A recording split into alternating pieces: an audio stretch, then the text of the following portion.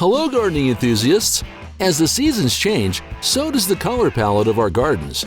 Today we're going to explore some stunning flowers that bloom in late fall and winter, bringing color and life to your garden during the colder months.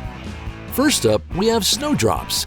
These little white flowers are the first to emerge from the snow at the tail end of winter, contrasting beautifully with their light green foliage.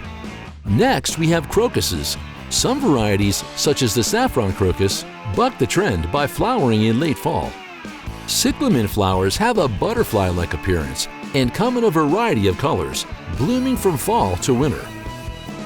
Hellebores, often called the Christmas or Lenten rose, produce nodding bell-shaped flowers in shades of white, pink, and purple from late winter to early spring.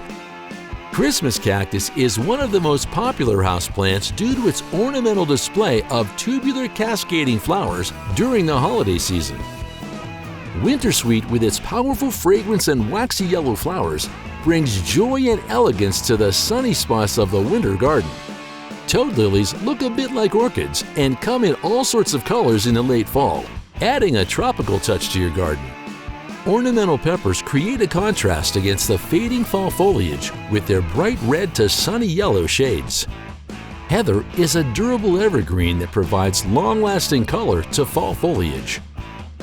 Winter jasmine is renowned for its vibrant yellow flowers that signal the onset of winter.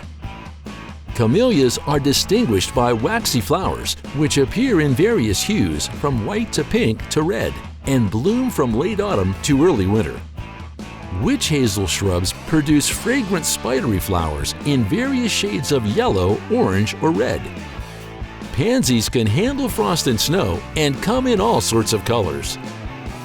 Mahonia shrubs pop up with bright yellow flowers on their spiky stems in fall and winter.